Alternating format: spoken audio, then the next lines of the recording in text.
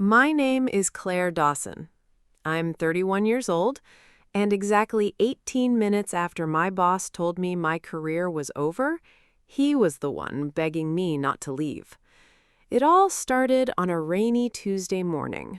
The company had called an emergency meeting. Everyone from marketing, finance, HR, even interns packed into the conference room.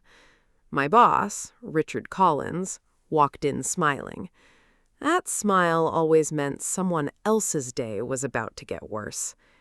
I had worked there for 5 years. 5 years of 70-hour weeks, 5 years of fixing mistakes that weren't mine, 5 years of watching Richard take credit for every project I built. But that morning, I had no idea he planned to humiliate me in front of everyone. He looked directly at me. "Claire, stand up." The room became silent. "I've decided your position is no longer necessary." A few people looked down at the table. Nobody said a word. Richard smiled. "You've been replaced." I felt every eye in the room staring at me.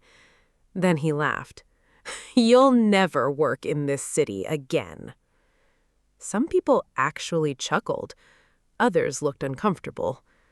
I slowly picked up my laptop, closed it, placed it in my bag, and smiled. Richard frowned. "What are you smiling about?" I looked him straight in the eyes.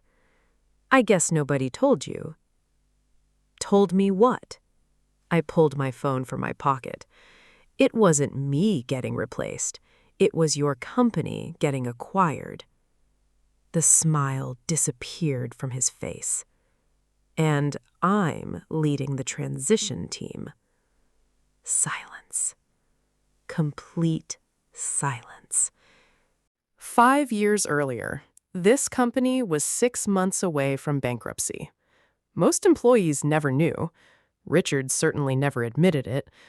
Back then, I wasn't a manager. I wasn't even a department head. I was just a junior business analyst with a notebook full of ideas no one wanted to read. Except one person. Michael Harrington, the company's founder. Unlike Richard, Michael listened. One afternoon, he called me into his office. He closed the door, placed 3 financial reports on his desk, and asked a question that changed my life. "If this were your company, what would you do?" I spent the next 4 hours explaining everything.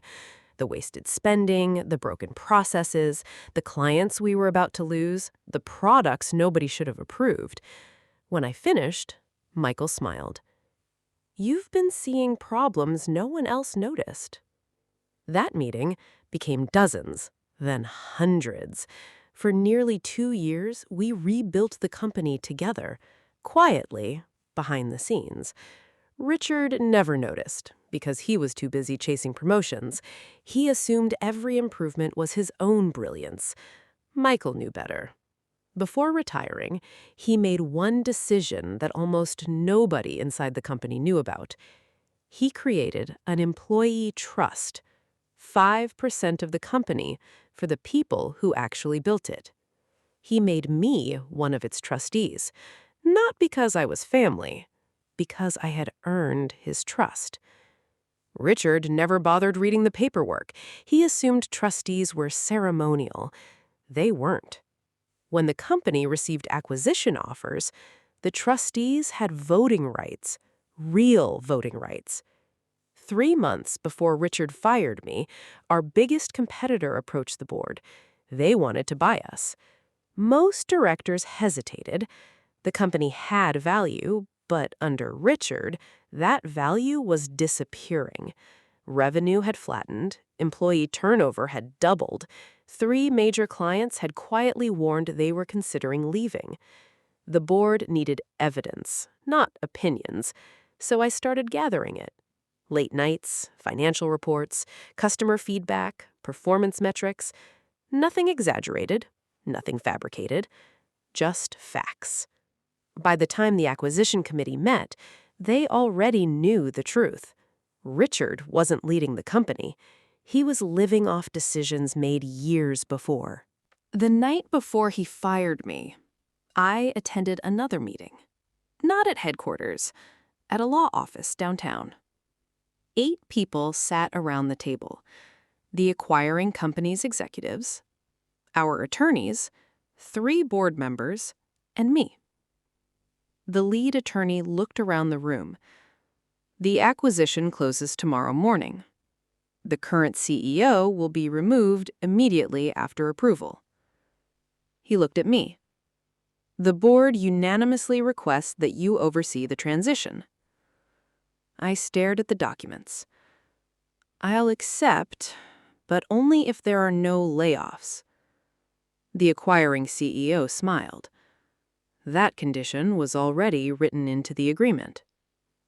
For the first time in years, I slept peacefully.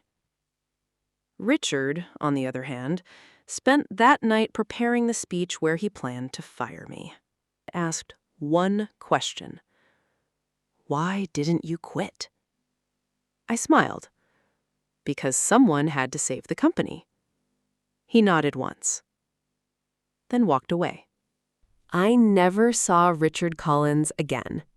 3 months later, the company posted its strongest quarterly results in 8 years. We promoted managers based on performance instead of politics. We restored employee bonuses. Customer satisfaction reached a record high. On Friday afternoons, people actually went home on time. Sometimes leadership isn't about having the loudest voice in the room.